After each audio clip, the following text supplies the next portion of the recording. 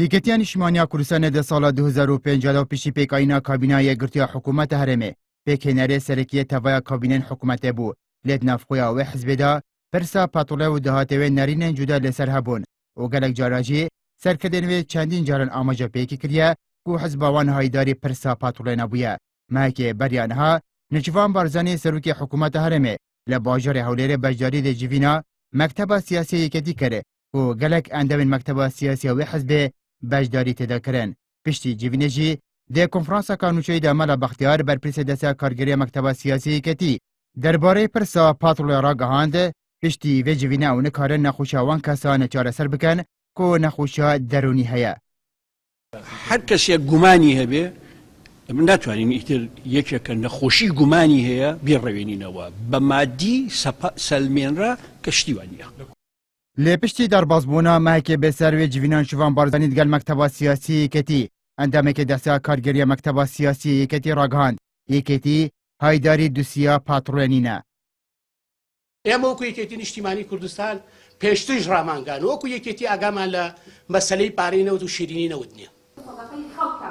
هەر هەمان ڕۆژ و پشتی داخۆیانە قادر حەمەدجان پەرلەمانتارێکی یەکێتی ڕاگەهاند ئەو بەرپرسن یەکێتی کورتبێژن هایداری دووسیا پاتوڵێنینن کێم خەمیاوانە و بلاژێ تیما یەکێتی دناوە حکوومەتدا بپرسن یەکێتی نیشتیمانی کوردستان لە هەموو ئەو کابینانەی کە ئیشی لە نەوتا کردووە لە بەرهەمهێنان لە گرێبەست واژۆکردن لە فرۆشتن لە هەموو شێوازەکانی مامەڵەکردن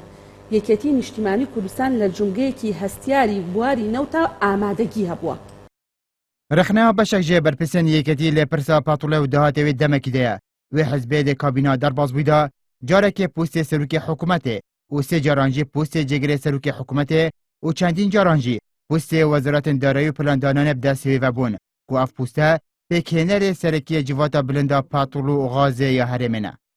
ئێمە ئاگاداری واژۆکردنی گرێبەستەکانین پاشەوەی کە گرێبەستەکە واژۆ ئەکرێت ئەچێت بۆ وەزارەتی سامانە سروشتیەکان سامانە سروشتیەکان ناوەڕۆکی گرێبەستە واژۆکراوەکان جێبەجێ ئەکات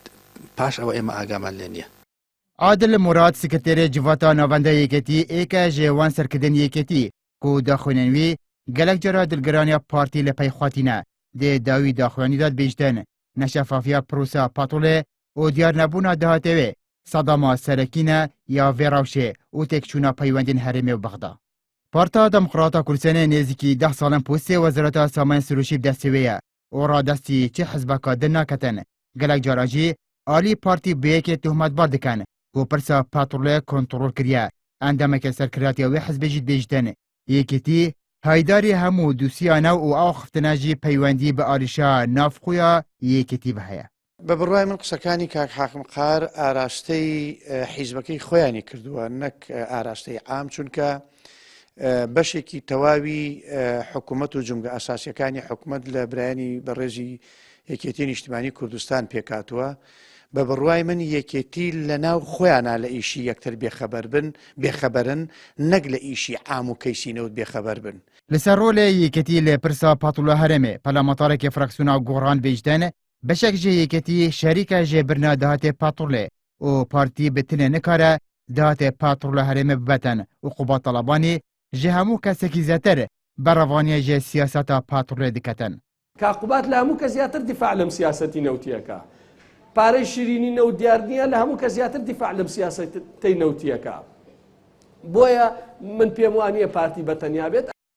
Rewşa navxuya yêketî kartêkirin li ser helwîstê wê hizbê kiriye dê pirsa postên girêdayî bi hikûmetê. Vêkê jî gelek cara helwîst û lêdwanên cuda yên berpirs û serkirdên wê hizbê lê peyxwe aniye.